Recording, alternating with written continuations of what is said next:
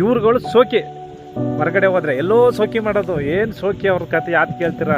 ತಂದೆ ತಾಯಿಗಳನ್ನ ನೋಡ್ಕೊ ಯೋಗ್ಯತೆ ಇಲ್ಲ ಅವ್ರಗಳಿಗೆ, ನಾಚಿಕಾಗಬೇಕು ಅವ್ರಿಗೆ.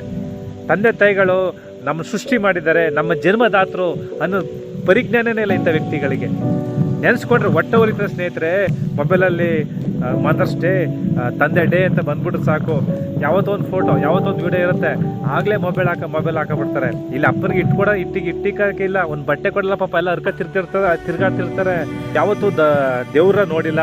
ನಮ್ಮ ತಂದೆ ತಾಯಿಗಳೇ ನಮ್ಮ ದೇವರು, ಅವರೇ ನಮ್ಮ ದೈವ, ಅವ್ರನ್ನೇ ಕೈ ಮುಗಿಬೇಕು, ಅವರೇ ನಮ್ಮ ದೇವರು. ಕಾರಣಕ್ಕೂ ವಯಸ್ಸಾಗಿರೋರ್ನ ಅವ್ರು ಎಲ್ಲಿರ್ತಾರೋ ಅದೇ ಜಾಗದಲ್ಲಿ ಬಿಟ್ಟು ಅವ್ರನ್ನ ಅಲ್ಲೇ ತೃಪ್ತಿಪಡಿಸಿ, ಅವರು ಜನ್ಮದಾತರು ಒಂದು 20-25 ವರ್ಷ ಗಂಟೆ ಎಷ್ಟು ಕಷ್ಟಪಟ್ಟು ನಮ್ಮನ್ನು ಸಾಕಿರ್ತಾರೆ. ಅಂಥ ತಂದೆ ತಾಯಿಗಳನ್ನ ಇವಾಗ ಕೆಲವು ಮಕ್ಕಳುಗಳು ಬೀದಿಗೆ ಬಿಟ್ಟಿದ್ದಾರೆ ಸ್ನೇಹಿತರೆ, ಬೀದಿಗೆ ಬಿಟ್ಟಿದ್ದಾರೆ. ಅವ್ರ ಹಣ ಬೇಕು, ಅವ್ರ ಮನೆ ಬೇಕು, ಅವ್ರ ಆಸ್ತಿ ಬೇಕು, ಮತ್ತು ಅವ್ರು ಮಡಗಿರೋಂತಕ್ಕಂಥ ಚಿನ್ನ ಒಡವೆ ಎಲ್ಲ ಬೇಕು. ಆದರೆ ಅಂಥ ತಂದೆ ತಾಯಿಗಳನ್ನ ಪಾಪ ಅವರು ಇವಾಗ್ಲೂ ಅನಾಥಾಶ್ರಮಕ್ಕೆ ಸೇರಿಸ್ತಾ ಇದ್ದಾರೆ. ಕೆಲವು ವ್ಯಕ್ತಿಗಳು ಹೆಂಗಂದ್ರೆ ಹೆಂಡತಿ ಮಾತು ಕಟ್ಕೊಂಡು ತಂದೆ ತಾಯಿಗಳಿಗೆ ಏನಾರು ಒಂದು ಚಾಡಿ ಊಟ ಹಾಕ್ಬಿಟ್ಟು ತಂದೆ ತಾಯಿಗಳನ್ನ ಬೀದಿಗೆ ಹಾಕ್ಬಿಡ್ತಾರೆ. ಪಾಪ ಆ ಪಾಯಿಗಳು ಏನು ಮಾಡಬೇಕು? ಹೊಟ್ಟೆ ಉರಿತದೆ ಸ್ನೇಹಿತರೆ.